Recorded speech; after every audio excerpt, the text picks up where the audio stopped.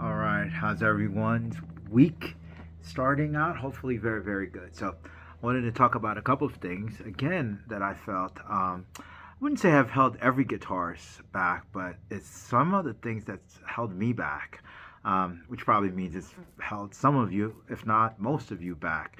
Not necessarily in the order of importance, but a couple of things I wanted to talk about. And in general, you'll see a couple of themes. But, anyways, one of the first things I wanted to talk about is really my fascination with sometimes music theory. I think that's held me back, or at least this belief that guitarists in general they just lack substantive music knowledge. For starters, the inability to read music. Period. So, never mind that a lot of the times I'm guilty of this, saying that yeah, you don't need to know all of the intricacies of music theory. It might hold you back. And there's all these great guitarists that didn't learn how to read music or don't understand music theory.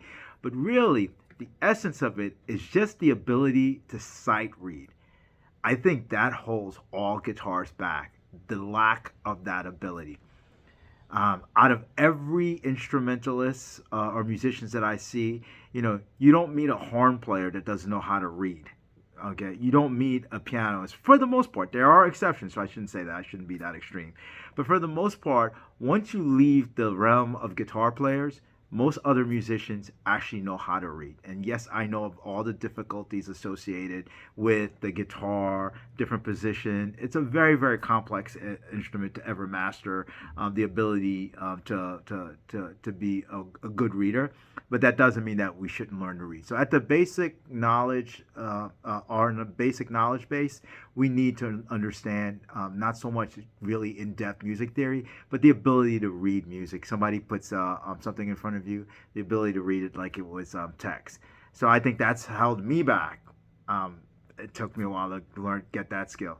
The second one, and spoken about this already, is GAS, guitar acquisition syndrome, and just this notion that if I keep buying more guitars, I'm going to get better.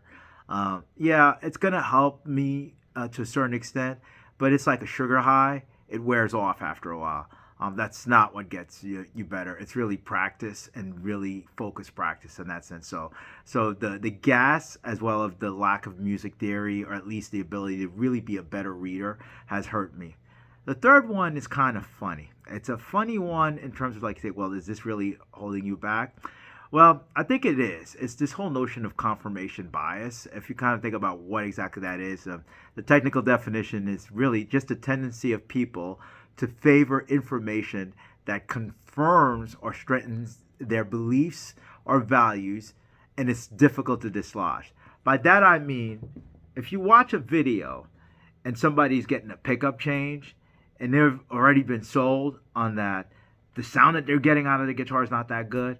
But if they put this, Lindy Fralin pickups in, or if they 57 Classic, it's going to sound better than what they have.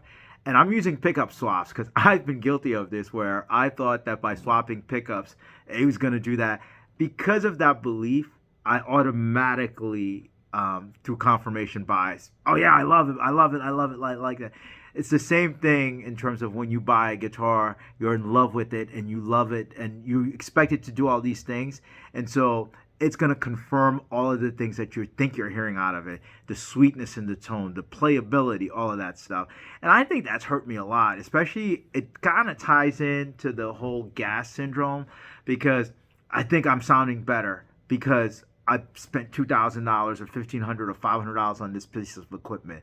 So that's kind of hurt me a little bit, this whole notion of confirmation bias. And I know I possess it, and I know everybody does to a certain extent.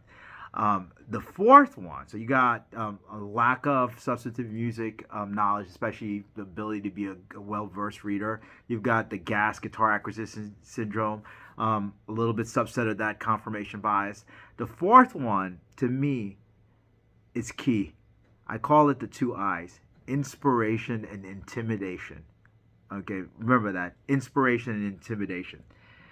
That is looking at the Tosin Abasis, the Julian Lage, the Wes Montgomerys, the Mateo Mancuso. These guys are so good, and we're watching them all the time on YouTube. Man, are they good.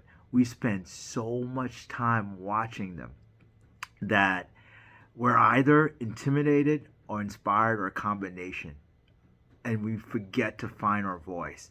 Okay, I play fingerstyle. I'm never gonna play like Mateo Mancuso. Okay, I'm never gonna play like Julian Lage. And at some point, we gotta come to grips with that. We gotta use him more for inspiration and less for intimidation. Okay, and I fall into both of the intimidation and inspiration. But we're not gonna stop watching these people. But you gotta be careful of the balance between inspiration and intimidation. At some point, they really should inspire you to pick up the guitar, learn a little bit, and then create your own voice. That's what I'm trying to do. The next one that I want to talk about is sort of like hand in hand with YouTube and social media. We spend too much time watching other people play sometimes, to be honest with you, and not enough time really listening to what they play. I think that's one of the drawbacks. I mean, you're watching me talk right now in a way. I grew up not watching, but really listening. I actually think you have a heightened sense when you don't actually see the visual aspect of something, but you just hear it. So I spent my time in my formative years on, remember those things? They were called cassette tapes, buying or at least taping music, slowing it down, and things of that nature. So my ears became really heightened, not the visual aspect of it. I think a lot of people, what they're doing now is like they're watching fingers. And a lot of the tutorial, a lot of things that people are watching now, they're just focused in on that stuff. They're not focusing on the sound as much. So you got to be careful about the video elements of learning something nowadays. And please go back to just listening without watching what they're doing. You will learn a lot more, and I guarantee you your ears are going to be better. And the last one, so I think I'm up to 6, is lack of focus practice. There's so many things that you can practice. There's chordal, there's theory, there's repertoire, there's technique, all of that stuff. At some point, you can't be all over the place, and you have to focus in on something. Sometimes I'm practicing just my right hand. Sometimes I'm practicing chords. Sometimes I'm trying to learn melodies. You have to have some kind of a focus, a practice. I hate the word routine because sometimes it becomes like a chore. I feel like my day always starts, believe it or not, with a guitar in hand, with no set preparation and nothing like that. So I'm not all over the place. I have some set things that I want to do, but that's the way I like to start my day. That's the way I like to end my day. It's like breathing for me, okay? Touching the instrument in and of itself. But at some point, you have to focus on some elements and make your practice very, very focused. So again, these are the 5 or 6 things. Was lack of substantive music theory and knowledge, the gas that we all suffer to a certain extent, for better or for worse, confirmation bias coupled with that, the balancing of inspiration and intimidation to a certain extent, too much time watching and not enough time listening to people, and last and very critical, you need to practice, but you need to have a focus level in your practice. All right then, thank you for watching. Go back and practice some more, but practice in a focused manner.